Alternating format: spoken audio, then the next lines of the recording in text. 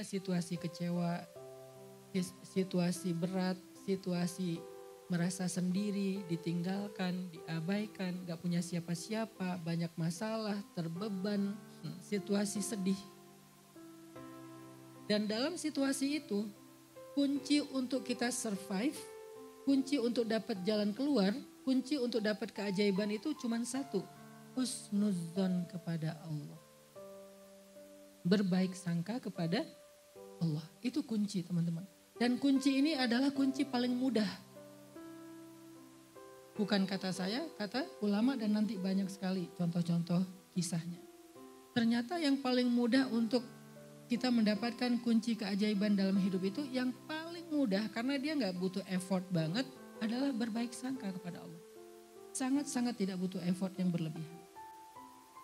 Sehingga dengan kita switch sedikit aja pikiran kita yang harus connect dengan, relate dengan hati kita. Gak boleh pikiran kita husnuzon tapi hati enggak. Pikiran bilang Allah baik kok, hati masa sih? Gak connect kan, berarti gak relate ya.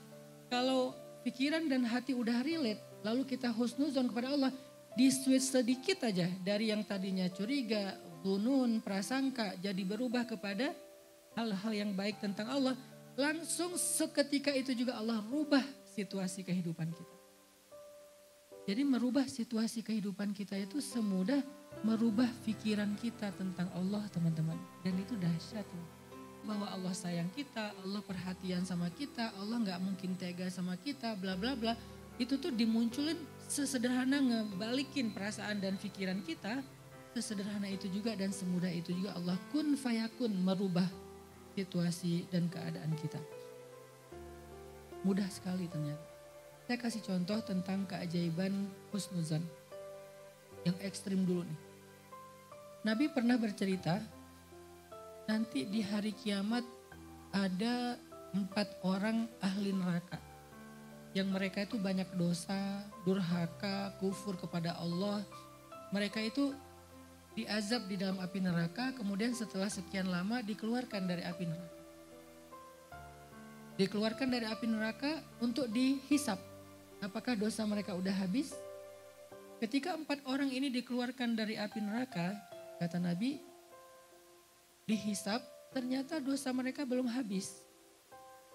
Maka kemudian Allah mengatakan kembalikan mereka ke dalam neraka. Kembalikan mereka ke dalam neraka. Tiba-tiba ketika malaikat menarik mereka ke neraka, salah satu di antara mereka itu noleh ke belakang melihat ke Allah. Walaupun bagaimana melihat ke Allah, Allah lebih tahu. Dia noleh ke belakang dan mengatakan, ya Rabbi, aku tidak pernah menyangka engkau akan mengembalikan aku ke dalam api neraka. Karena ketika aku dikeluarkan dari api neraka, aku menyangka engkau telah mengampuni aku. Engkau akan menyelamatkan aku dari api neraka. Engkau akan masukkan aku ke surga setelah ini. Aku gak pernah menyangka engkau akan mengembalikan aku ke dalam api neraka. Cuman itu kalimatnya, menyangka. Maka kemudian Allah katakan kepada para malaikat, wahai para malaikat, benarlah hambaku, masukkanlah dia bersama 3 orang temannya ke dalam surga.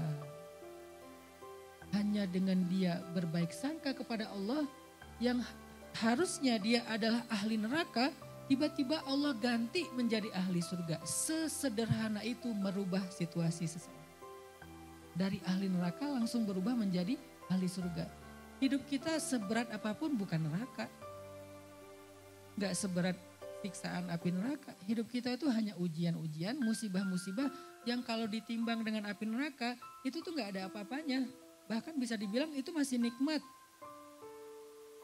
Kalau api neraka aja Allah bisa ngerubah sekejap hanya dengan berbaik sangka kepada Allah, bagaimana lagi dengan hidup kita.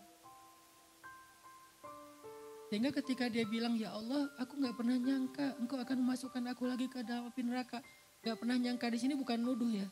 Tapi dia menyampaikan isi pikiran dan hatinya. Aku gak nyangka ya Allah, karena aku pikir engkau telah mengampuni aku. Allah katakan, aku mengampuni dia. Dan benarlah prasangka dia kepada aku, masukkan dia ke dalam surga karena ana inda dhanni abdi bi. Aku tergantung prasangka hamba kepada aku. Mudah kan bergaul sama Allah? Gak ada cerita kegeeran tuh gak ada. Kayaknya aku kegeeran deh. Merasa Allah perhatian ternyata enggak. Merasa Allah kayaknya sayang banget sama aku ternyata enggak. Gak ada cerita ke Allah tuh kegeeran kitanya tuh gak ada. Karena semakin baik prasangka kita kepada Allah, maka seperti itulah Allah kepada kita bahkan lebih.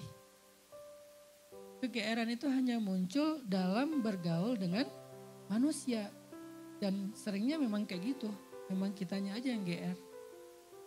Aku kira dia baik sama aku kira dia bakal maafin aku kira ini kan zon, prasangka kan. Dan kita selalu aku kira yang baik-baik tentang orang lain dan seringnya, walaupun gak selalu, seringnya kecewa.